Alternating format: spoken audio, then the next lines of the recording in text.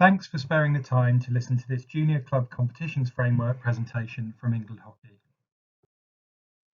As you'll probably already be aware, the structure fit for the future proposals that have been going on for the last few years set out significant changes in the way the sport is organised. Clubs voted these proposals through in 2020, and we're now preparing to implement them at the start of the 2021-22 season. If you'd like to know more about these proposals, you can click on the link in the slides. The proposals and the research behind them really set out how varied club provision is around the country at the moment. There is a lack of roles and responsibilities in some areas, but also a need for local flexibility according to the junior provision that needs to be made available in each area of the country. Whatever we do, we need to put players at the heart of competition. We want to generate more players by having greater depth in competition, better distribution of opportunities, and fairer competitions if we can create them. Equally, we also want to stretch players with competition structures that really allow those stronger teams and players the opportunity to play to the highest level they can. If we can get this right, we'll create happier players and competitions that work for everyone involved. This slide sets out a participant model within the sport. The aim of this diagram is to identify all the routes that players might take through their journey within the sport as they play either for life as active hockey participants or progress through the talent pathway. Working through the development journey in a bit more detail, these are the key stages that need to be considered when providing competition. At the introducing hockey stage, the focus is absolutely on the introductory experiences of players. They need to be fun, involve lots of touches on the ball, and really starting to experience hockey in the best possible way. This builds then into the developing hockey stage, where players are really starting to learn the game both on and off the pitch in terms of the culture of hockey and starting to develop their skills. In the talent foundations phase, this is the first step for many onto the talent ladder, and will very much be about starting to understand that you have some ability in the sport. These players will be starting to recognise they're good and developing a real passion to improve and develop. For some players, they'll then move through into the talent development stage, which is a more challenging yet supportive environment where players are really starting to stretch themselves and start to understand what it will take to progress further on the talent journey. For most players though, and this is the vast majority, the focus will be about sustaining competitive hockey, creating those lifelong club hockey players that we really need to protect the sport and encourage the sport to grow for years to come. Through the governance review, it became really clear that a better competition framework was required across England. This needed leadership from England Hockey, but in close consultation with the areas and counties or sub-areas, ensuring that we have a proposal that works according to different local geography. The areas, the new limited companies that have been organised to lead hockey within each of the 8 new areas of the country, have leadership responsibility within this, but are expected to work very closely with counties to ensure that everywhere has appropriate club competition provision. Travel needs to be proportionate to playing standard, and there needs to be alignment of EH competitions to ease a congested junior calendar. This proposal sets that out, including recommendations for the calendar that are in the central calendar for next season. And as we've already touched on, we're aiming to make the first stages of implementation of these proposals in the 21-22 season. In the next few slides, I'll work through each of the age groups that we are considering within the Junior Club Competitions framework. Starting with under 8s, this is very much the first experience of club hockey for all players. The focus should be on introducing hockey phase, lots of touches on the ball, short, sharp experiences of hockey that are timed that work for players at this age. The vast majority of the activity at under 8 we'd expect to be mixed, which is obviously a huge strength of hockey. And we strongly recommend the 4v4 format that you may be familiar with through Quick Sticks. Lots of the time, these beginner players will be using a big ball, the ones that we use within Quick Sticks and the early stages of inter hockey. but recognising that some players move on as if they've been playing for a few years at the under-8 stage. We'll be looking for competitive opportunities in the form of festivals that happen locally, either within the county or even more locally than that, depending on the size of your county or sub-area. And we recognise that in lots of areas of the country this already exists.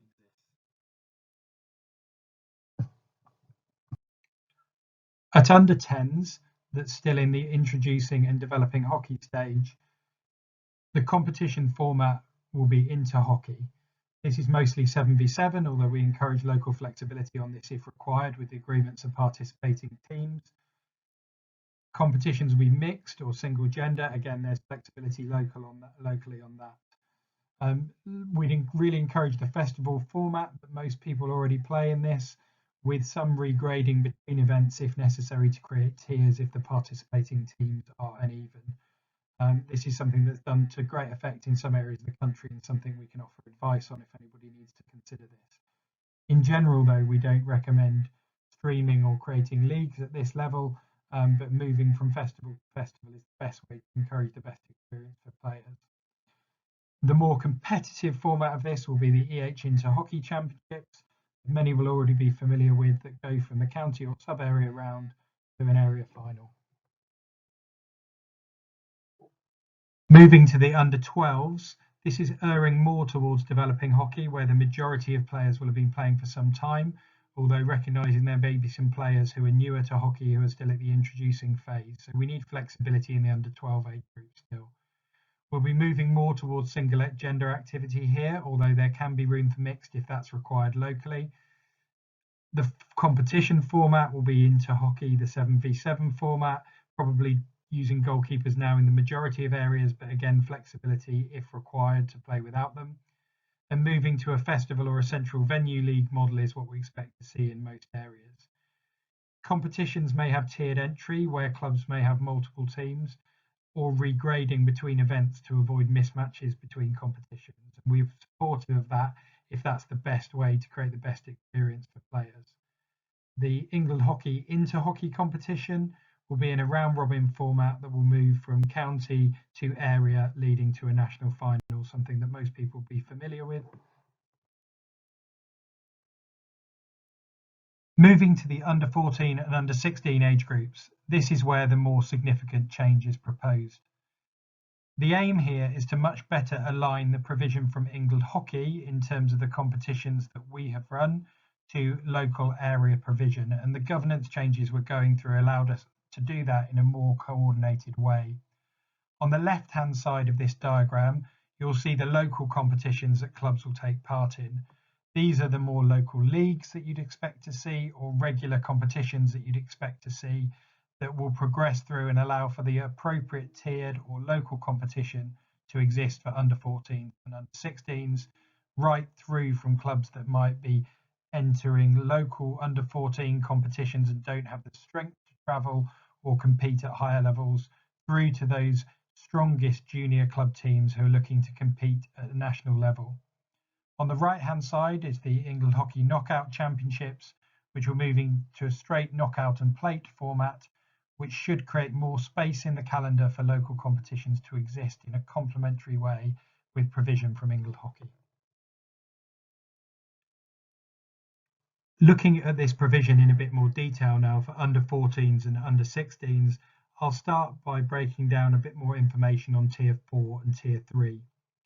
Tier 4 is very much about entry-level competition for under 14s and under 16s, very locally organised, where we're looking to provide opportunities for new clubs or developing clubs, or more occasional teams within bigger clubs who might want to only play some local hockey. This is less formal and less regular than some of the higher levels, and may even be in a 7v7 format if that's appropriate, single gender or mixed, so encouraging maximum flexibility at Tier 4. Tier 3 is moving up slightly in a level in looking at 11v11 competition, although again some flexibility if required locally there to play 7v7. We'd see this being led by counties or sub-areas, and usually mini tournaments or triangulars or central venue leagues, as needs to happen according to local provision and local travel issues, with the aim that this leads through to some teams entering the England Hockey Championships at Tier 3. Moving up to Tier 2 and Tier 1, much more similarity with the more competitive junior levels that people will be familiar with now. So really focusing on the developing hockey, sustaining competitive hockey stages, or the talent foundations level. 11v11 format, led by areas in the majority of cases, with triangulars or home and away fixtures for the majority of teams at these age groups, leading through to area finals day, and in the case of Tier 1, moving to a Tier 1 super area competition that I'll explain in a moment. For Tier 2 sides, there may be the opportunity to move up to Tier 1 later in the season, and this we feel is a really useful addition where teams may be placed at the wrong level at the start of the year, as clubs don't always know how strong their junior teams will be when they enter teams. Looking at Tier 1 in a little more detail for under 14s and under 16s, this is where we're trying to get the right provision, taking over from the competitions that may have previously existed, and equally the competitions that England Hockey has tried to organise. The aim is that each of the 8 areas will have a Tier 1 competition prior to Christmas, from which the top 3 teams from each area will join a Super League competition where the best 24 under 14 and under 16 junior teams around the country play regularly after Christmas against each other.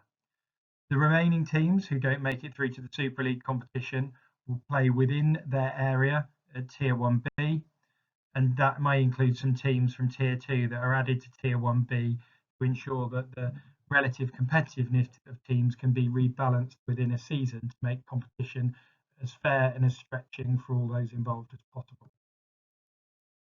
This slide sets this out in slightly more detail so people will understand what activities will happen when. For under 14 and under 16, in terms of England Hockey knockout competitions, it will be a straight cup and plate competition for under 14s and under 16s, where teams that enter will either progress through the cup stages or, if knocked out in the first round, will enter the plate. And tiers 1 and 2 would lead to a national final, allowing clubs to get the opportunity to progress as far as they can in those opportunities. The tiers will be defined by the competitions that clubs enter at the start of the season, relating to the local league activity that takes place the rest of the year. When it comes to under 18 competition, we know there's very variable demand around the country, with many players already progressing to adult sections and a lot of adult competition, as well as wider academic pressures that players face at these ages.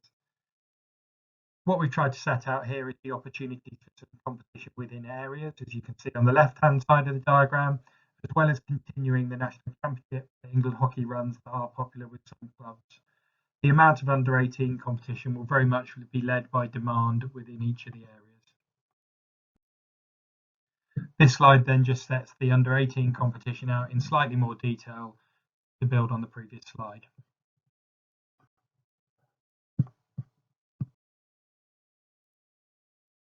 Not directly covered by the junior club competition framework, but included for reference the following slides.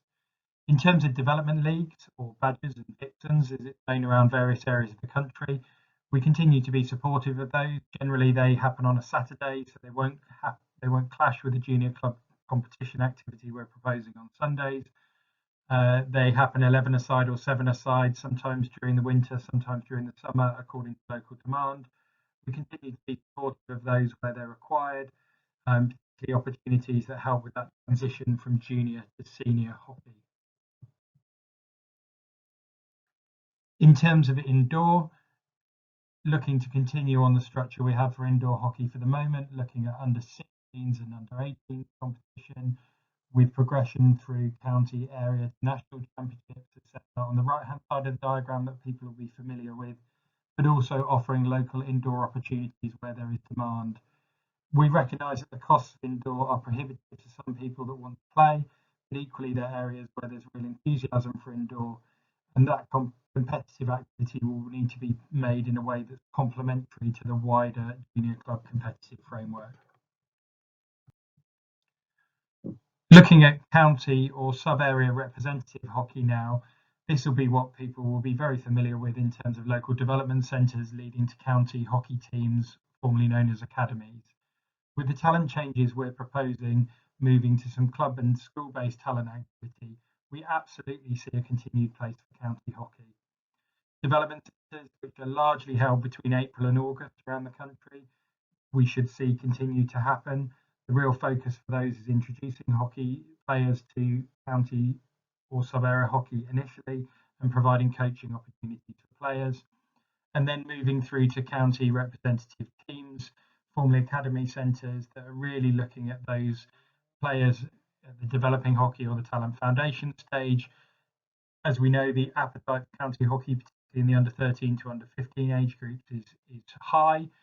And as we move through to 16, 17, and some of those players have progressed into more talent environments now, that those players who haven't necessarily been fully on that journey through to the talent pathway may well be playing for county hockey teams, and will be those that really are looking to sustain their hockey participation into being those solid club players who will be playing for a long period of time.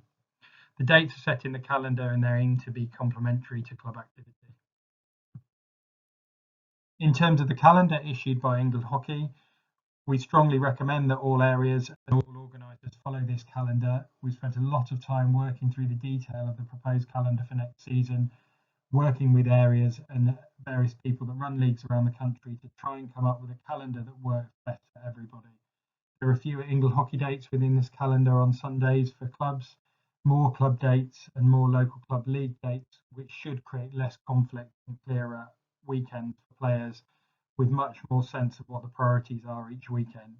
The calendar will work if everyone involved in the game follows it.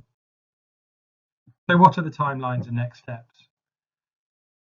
During the last few months and looking forward over the next few weeks, there are more club and area forums planned.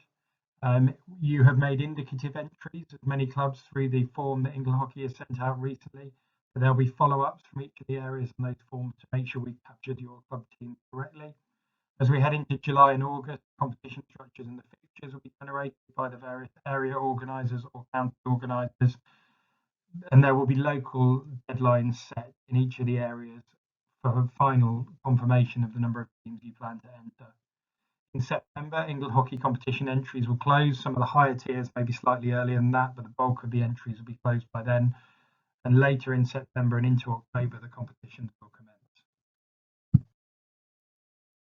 So as I said at the start, our vision is to create a competition structure that really does have players at the heart of competition.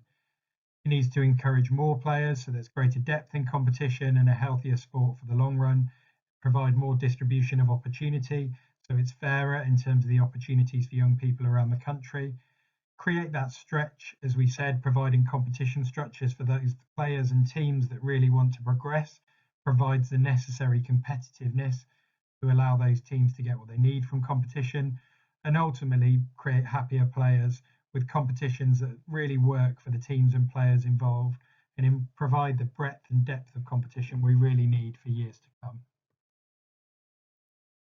So thank you for your time. Much of this we think will be familiar to people, but there'll also be concepts in here that are new that will take time for people to digest. And we're really keen to hear your feedback. Encourage those that are organising the forum tonight to hear your feedback, or if you've listened to this presentation online, the feedback to agm.resolution@englandhockey.co.uk with any of your thoughts. We hope you're happy to join us and really make this a success and really take the sport forward in terms of the provision for those young players in our clubs.